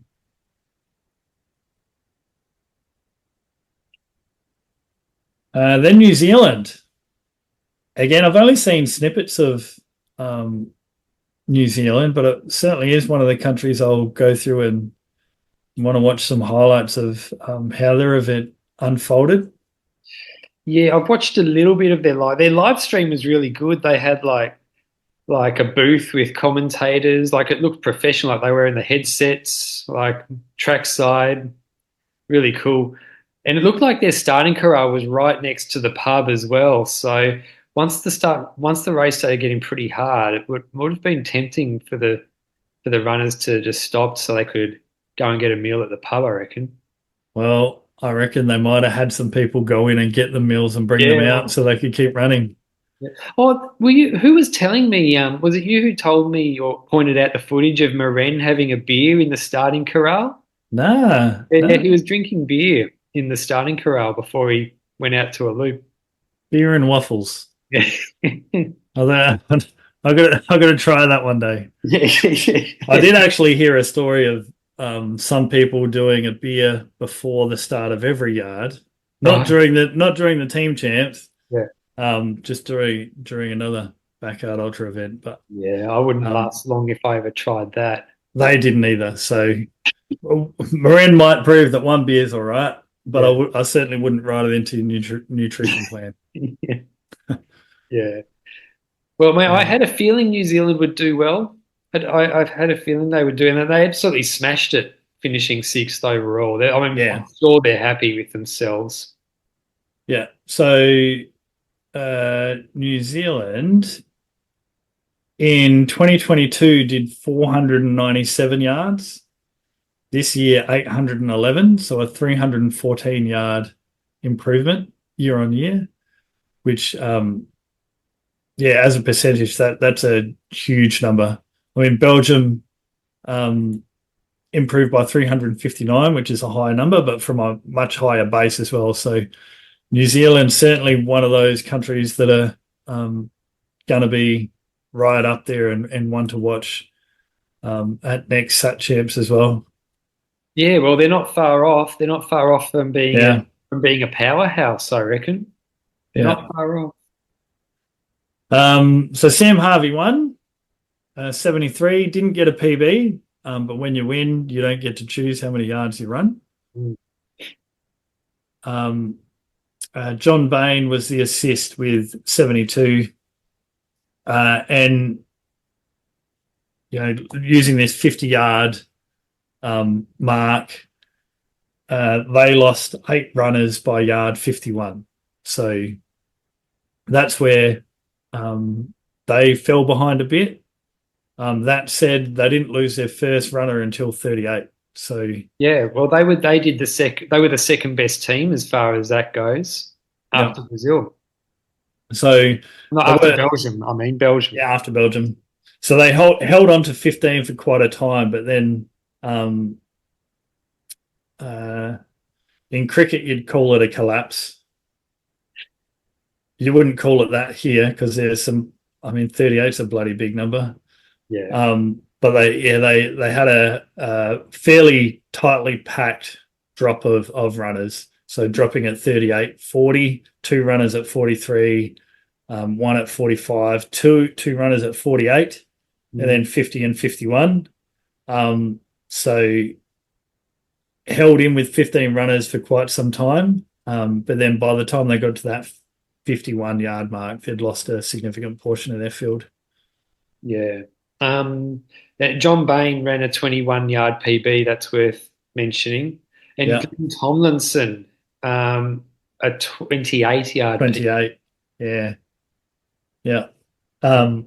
Which is huge. There weren't there's a few runners here who didn't get PBs. They got 11 runners with PBs, and when you consider one of the runners who didn't is Sam Harvey, doesn't mean he wasn't up to the challenge. If someone could have pushed him there, yeah, they had quite a few PBs and some really good results in New Zealand. So, like I said, overall their result versus 2022 grew massively, and I think they'll be really up there for top 3 next team champs. Yeah, and that they're taking it seriously with their how they scouted out the course and made sure it was flat and it looked like a really nice course too.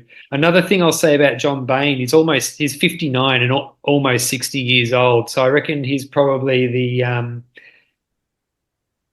there wouldn't be anyone running further than him at that age in the whole Sat Champs, I don't think. Yeah, we don't have age data, so that's cool. We don't have to have age data, but I was hoping to look at who was the youngest and who was the oldest. Mm. I suppose in 2026 that'll be much easier because we'll just say Ollie Kaprizak is the youngest. It won't be hard to pick. Okay. Going on to Sweden. So Sweden did 729 yards.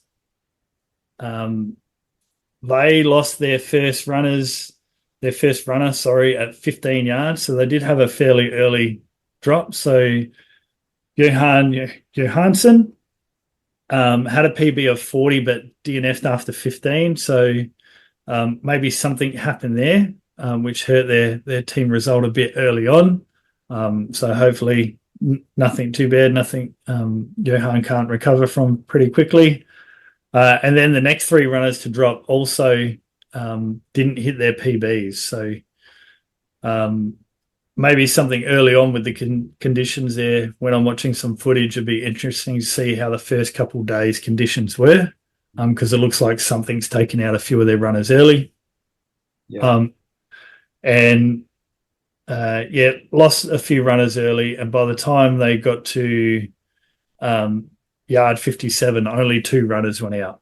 So two two out of three Nicholases. There were three Nicholases, two of them Nicholas Sjöblom and Nicholas Fjord, were the last two standing, with Sjöblom hitting 81 and Fjord hitting 80. Yeah. But there wasn't any runners between that 56 yard and those two hitting 80 and 81. Talking about conditions, obviously we don't know what the conditions were like in the other countries. It's pretty hard to know, but we were at the Australian team and they were pretty tough conditions at times. Like for the first couple of nights, one of the nights in particular was really wet and cold and windy, and it got pretty warm during the day in the sun too. So it was pretty hard. It was pretty, if it was a normal race, a lot of runners would have dropped out on that night that was wet and windy. Yeah, so it started at night, um, which is confusing because it usually starts during the day, and it was the second night, but I think the runners felt like it was the first night. The second night, sorry, the second night, wind picked up, the rain came in. It was horrific. Yeah. Um, People were holding gazebos to make sure they didn't fly away. And a lot of the runners actually got caught out. So there was a moment where this oppressive rain was just pelting down on all the runners. They were running a few faster laps to try and get in and dry and change socks and warm up. And then looking at the rain radar, the rain had stopped and it looked like there was no more rain coming. So uh, a lot of the runners, a lot of the crew were talking that the rain was over and they were through the worst of it. The runners headed out on that yard, and within about 3 minutes, the rain was the heaviest we'd seen for the whole night. Yeah. A lot of the runners were caught without their rain jackets or any protection, wearing singlets or t-shirts because they thought the winds and the rains were over. I don't know how any runner gets through a condition like that. It would have been my moment to just throw in the towel because you thought you're through the worst of it, and then you didn't even know what the worst of it was. Yeah. Um, It was pretty cool speaking to some of the runners when they came in, though. They were in that because it was still early on in the race, they still had their like they were still switched on and they was still knew that they had to keep positive attitudes. I was surprised by how many runners said to me, I like running in the rain. yeah, yeah. I think, when you run a race that goes for 4+ days, you're going to get different weather across the different days. I'm looking forward to listening to your podcast over the next couple of months, Pato, and hearing the stories of what happened in other countries. Like we just said in Sweden, there might be a story there of what happened over the first couple of days that maybe took out some of the field. And there might be some stories in some of these other countries where there's, horrible oppressive conditions and they just battled through. Yeah. But it's one of the biggest takeouts I took from being there and watching the Australians. And it probably similar in other countries, is things that most people would think is unrunnable. I can't keep going. This is the time to give up. These runners just don't have that in their head. Yeah. They just deal with each yard as it is and keep going. Yeah. So most ultra runners have a screw loose. I think everyone who participated at these SAT champs missing the screw completely. Yeah. Yeah. I mean, that's one of the things I've learned from some of these really good runners is it doesn't matter what they're going through or what is said to them, they'll always spin a positive angle on whatever it is, and they'll keep a positive attitude. And Tim Kaprazak's a perfect example of that. Like leading into races, I never hear a negative word out of that guy's mouth. Yeah. Yeah. I heard more negative words coming out of Sean's mouth towards Right. Tim, I think. Um, Moving to Spain. So Spain came in eighth, 712 yards. Oriol did run. So apologies again, Oriol, for saying you didn't run. And apologies, Spain, if you were listening and you panicked that Oriol had pulled out. He didn't. But didn't win. So Oriol was the assist with 61, and Jose Manuel Rez Verdugo won with a result of 62, which was a 15-yard PB. And again, using that 50-yard mark that the Belgians started losing their first runners, by yard 53, Spain were down to their last three runners, and wow. Belgium were just starting to lose runners. Yeah. And again, I'll be really interested to hear some stories from Spain around the teamwork, because particularly with Eric Prigo Pastor, in those numbers, it looks like as a runner was heading into that danger zone, they're almost running a buddy system to see if they can squeeze 1, 2, 3, 4 more yards out of them, and really working together as a team towards that end total. But unfortunately, lost some runners in quick succession between the late 30s and 40s. Canada came ninth. Yep. Canada did 688 yards. And 688 yards, averaging 45.9. Slight improvement on 2022. So not as strong as the other countries we've spoken about versus their 2022 result, but maybe a country that maybe are a bit more mature with their backyard ultra journey. So maybe they'd already perfected a few things at the last Sat Champs. Last Sat Champs, they did 620. So they did 68 yards better this time, and got 7 PBs out of the runners. The winner was Lee Alonzo Murphy with 68, and assist Eric Deshays. Yeah. And Amanda Nelson, 60 yards, which is a 3-yard PB. Yeah. And let's not forget that Ehor wasn't in the team this year. Yeah. So big miss for the team, but I did see Ehor popping into a few live streams and commenting on a few posts. So I know Ehor was watching, and hopefully has a backyard or two on his radar over the next 12 months, because I think we'd all love to see see him run again in a backyard. Yeah, for sure. Well, Biggs, so I'd expect him to see him in 12 months at Biggs. Yeah. Sure. I mean, when he was on the podcast, I did get the impression that he wasn't going to run many. It's because he's still so young, and like he can do so many point-to-points, and he wins pretty much all the point-to-points he does. So he won Barkley, which is yeah. I mean, that's a pretty good excuse to not be focusing on backyards for a period. That's massive. So yeah, the world's his oyster at the moment. I think if you're a runner who can win something like the Barkley and also do great in backyards and get that 107,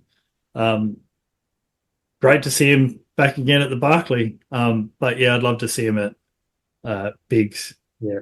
And get him out there again with, I'm sure he'll bring more shoes this time, some bigger ones.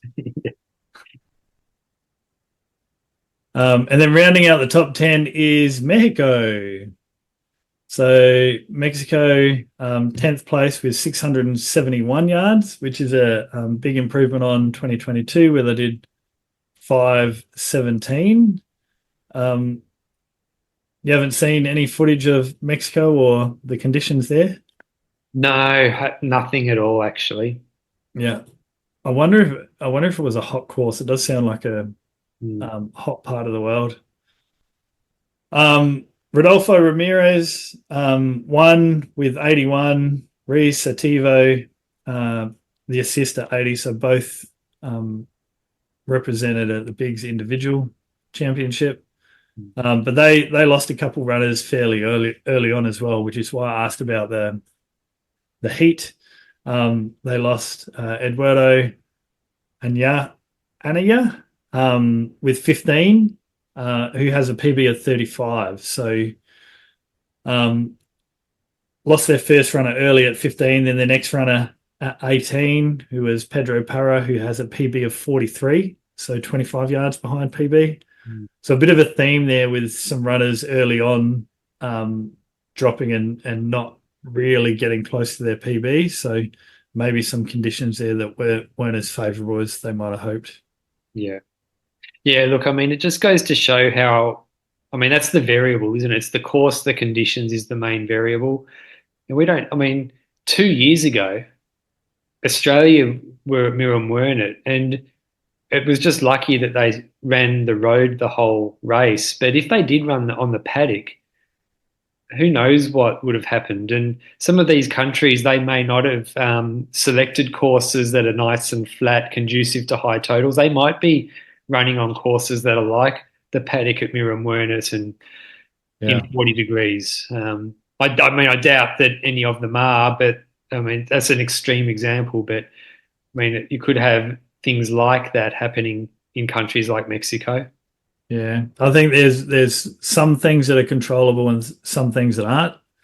So in a long race, you can't really control the weather, but you can try to find the best part of your country to run the race to manage that weather risk. But you can control the course. So I think the course, except for the US, it's going to be in Laz's backyard there. But every other country has the opportunity to have it wherever they want. So some countries might be going back to the drawing board and trying to find an appropriate spot, but it's not as easy as it might sound because the runnable course is one part, and then you have the village. So where all the runners set up is the other part, and that I think is equally as important. I know we had a really good setup in Australia, and that drone footage that Tim Kaprizak captured really shows how well that was laid out. I know in Iceland they were in was a permanent building. It looked like a power station or something. So there might be some benefit there to having a permanent building, but maybe it wasn't laid out ideally. And I think the Belgians had like a full kitchen and all sorts going on. They had tables by the start finish line with a whole heap of drink and snacks to grab if you're coming in late. And they also had just a communal aid station right next to the starting corral. Such a good idea. Yeah, I think it's an easy thing to put into your race as well. Yeah, I think it's a great idea. And the Australians, there was that little fridge near the start finish line. That's all that was there, just a little Red Bull can fridge. And I know runners started putting some other stuff in there. There were some water bottles in there. There were ice blocks in there. There were all sorts during the heat of the day. So expanding on that and having a proper communal aid station might be of benefit. And the Belgians had a screen, which I'm really interested in what was on that screen, whether there were motivational quotes or I know they had on the screen it was celebrating when the runners hit a PB and might have been giving them some info on little milestones to keep them motivated. When was the next runner's PB coming up and how could they, use that information to support each other, I think is an interesting one to look at. Yeah, that's a great idea as well. One country, let's just talk about UK for a minute. We did talk about Julie Bethune on the preview show. She's the one who left her job to run for her country, and she did 48 yards, which was a 10-yard PB, so that was awesome. Yep. And it was also really good seeing Alex Sweet do so well to finish as the assist behind Sarah Perry. Yeah. Smashed the female UK record. It's great to see Sarah Perry win there. I think there are a lot of people cheering on around the world, hoping for some female national champions, and that was a great one to to watch on the spreadsheets in between yards and see what was happening. And I know Alex Sweet's a big fan of the podcast, Pato. So g'day, Alex. Awesome work with that assist at 58. Yeah. Yeah, they're both. I'm getting them on actually. Alex and Sarah are going to come on at the same time. I've just got to Cool. work out a date and time. Yeah, awesome. The sort of goes to show that the standard required for this world championships. So the SAT champs are another beast. 59 and 58 are enough to win almost any backyard around the world. There's only a few backyards around the world, like Biggs and Suffolk, that get past that number. And Sarah Perry hitting 59 is great, national champion. But we've been talking about Belgium losing their first runners at 50. So there's that next quantum leap for a country like the UK. Yeah. They need to take that next leap and drag up those runners lower down the list, get them dropping off a little later. See if they can push a little bit deeper at the top end as well before they start heading into top 10, top 5 territory. Yeah, it's ridiculous to think that a winning total of 50 needs to be your minimum, your first runner to drop. Yeah.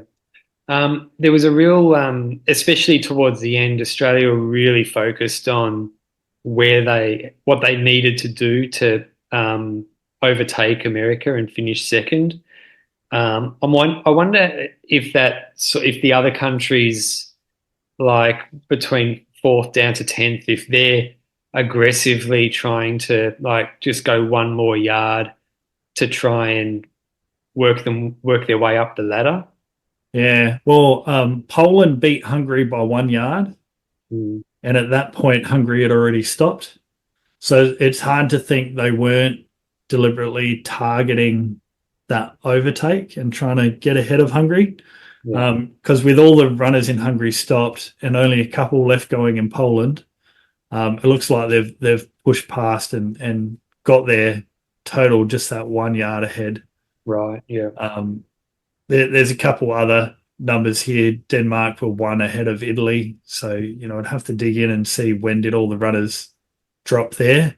Yeah. But it might actually, for some runners, that sort of mindset might work against them, because we always talk about running the yard you're in and not thinking too far ahead. I know in the Australian camp, when the US stopped, and we had a couple runners left, all of a sudden their minds were pulled out of the yard they were running, and they were thinking mathematics of we have to do 7 more, we have to do 6 more, which they did, which is great. But I don't think every runner would work well with that sort of mindset thrust upon them. Yeah. As far as biggest surprises from the SAT champs, we were absolutely frothing over Lukács Robel from Poland leading into the race, and before the race started, I mean, if I had to pick one runner to win their nation's race, Lukács would have been my pick. The stats say that his lap time slowed dramatically from about the 56th yard till he dropped after 62. So you would think maybe, I mean, obviously something's gone wrong, but that was my biggest surprise. Did you have what was your biggest surprise? Yeah, I think with Lukács in Poland, I'd have to check the podcast, which I won't do, but I think I said I'd bet my house on it. So I'm glad I didn't. Yeah. But yes, certainly something happened there. I think going back to the start, my biggest surprise was just the sheer total Belgium achieved. I didn't think 1,000 would be hit. I knew it was a possibility. I mean, the score is out of infinity, right? You can score as many yards as you want if you just keep running. But 1,000 seemed like it was out of reach. and Belgium just blew it away, just completely blew it away. I knew I felt the world record would be tested, but having 4 runners hit 100 and 3 runners get to 110, I don't think anyone would have had that as their bet. Just huge things there in Belgium, and they've obviously got the secret sauce there. We joke about beers and waffles, but I think some countries should be looking at that footage and thinking about what they can take from it as a learning for next Sat Champs. Yeah.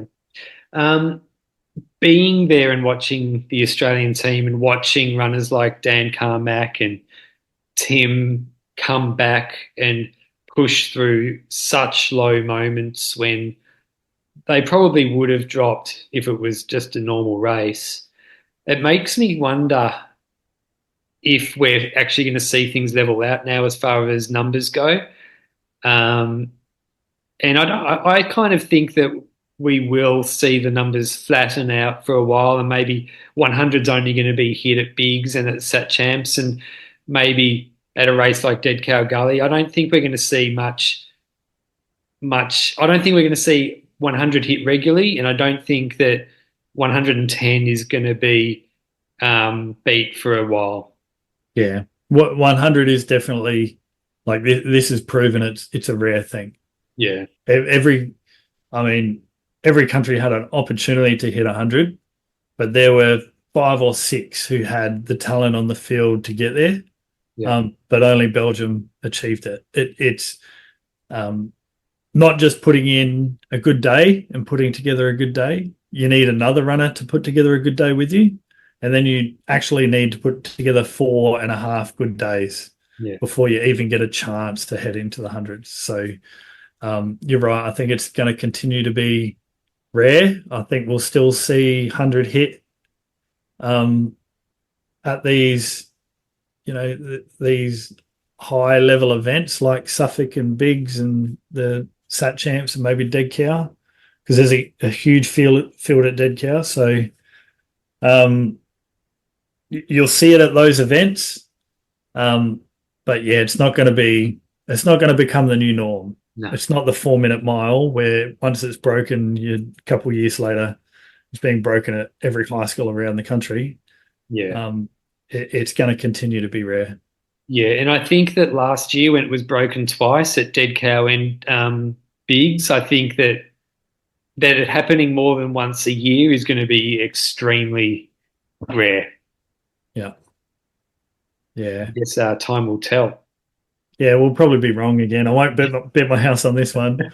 But yeah, we could have seen a lot more hundreds. And I mean, we saw 4, but it's in the one country. Yeah. So it's much less than I thought we would have. And it goes to prove that, it's not something that you can just have a PB in the hundreds and then think that's in the bank. Yeah. Don't get me wrong. I think Phil Gore could have hit 100. Yeah. Like I reckon I would bet my house on that again if he had a running partner to take him to 100 and we could rewind time. I reckon he would have got there. But that's not enough. You need someone else to do it with you, and you need them to be ready at the same time. So it's gonna continue to be one of those things where there's just so many factors that need to align to make it happen. Yeah. Yeah. Awesome stats chat. Cool. Yeah, I love talking numbers. Yeah. So so how do people find you, go through all the stats and stuff like that? So I've got the Instagram page, which I started after Biggs last year to post some charts. So that's Backyardstats on Instagram. It's not, to be honest, it's not the best place to read the charts because they do show up fairly small on your phone. So I try to limit that to some graphs that are easier to read in a small format. I'll be posting, I haven't really posted much on there yet, but I'll be posting the cool stuff we've spoken about and some examples like, Dan Carmack's graph. It's one of those ones that's great to visualize. I'll be posting them on there. But there's also the website, which is www.backyardstats.com.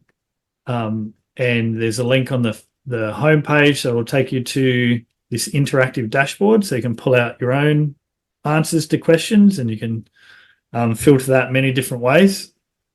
And I'll also be posting all the charts I find interesting. I'll start posting them on there. So I will dig into data outside of this dashboard and pull together stuff using Strava data. I'll finally get those time of day numbers and things like that and post them on the website as well, which will be an easier place to view them because they'll be a bit bigger to see. Yeah. And have you got any other races that you're going to be analysing as far as stats go planned in the future? Well, one thing I did building this dashboard is made sure it's simple to just apply to another event. And it can automatically update live. So I should just be able to, I wasn't happy with how live data went during this event. Being at the Australian event, my focuses were elsewhere. So I didn't put time and effort in to sort of fix it and get it up and running. Yeah. But I should be able to make this dashboard work pretty easily with a whole heap of other events and run them live. So I might be doing quite a few with this dashboard. Cool. But I'll also, next on the radar is going through the Bigs individual championship and getting that data in the same dashboard format so people can have a play with that as well. I like looking at the numbers and making different charts and stuff, and I thought it'd be cool to put it together so people can experience that themselves. Yeah, it's unreal. I got lost in it like the last 2 nights. And I recommend, like, if you've got a desktop or a laptop, look at the website on there because it's awesome. Like, you can just go through the results just from the stat champs. You can get lost in there for hours. I did. Yep. Yeah. And let's just be clear, you're not just a stats guy, you're a runner as well, and you've got some backyard ultras coming up too. I certainly do. Yeah. Yeah. So I got 3, but the big one is Dead Cow. So I think a heap of people are going to be at Dead Cow Gully, including some really elite runners. So couldn't pass up that opportunity. I think I'm not alone in that boat. A heap of Aussies and runners around the world jumped on that race as soon as they could after seeing how the field was panning out. So hopefully looking forward to one day winning a backyard myself, and you'll have me on the podcast to talk about my numbers instead of everyone else's. Yeah. So Dead Cow, what other races have you got penciled in? Hurdies in March, and then after Hurdies I've got Birdies. Yeah. Sorry, after Dead Cow I've got Birdies. So I'll try go hard at Hurdies as well. Yeah. And Birdies, it's just a great place to be. I think even if I wasn't running, I'd want to go there for a holiday while the event was on because such a great vibe, great atmosphere. Yeah, unreal. Well, I'll be at Hurdies and I'll be at Dead Cow, so cool. Looking forward to seeing you there. We'll talk numbers and and run some laps together. Yeah, sounds good. Cool. Awesome stuff, man. Well, we'll definitely keep in touch, and all the best. Don't go anywhere. I'll hit stop on the record. Cool. Thanks, buddy. Right, see you, Tim.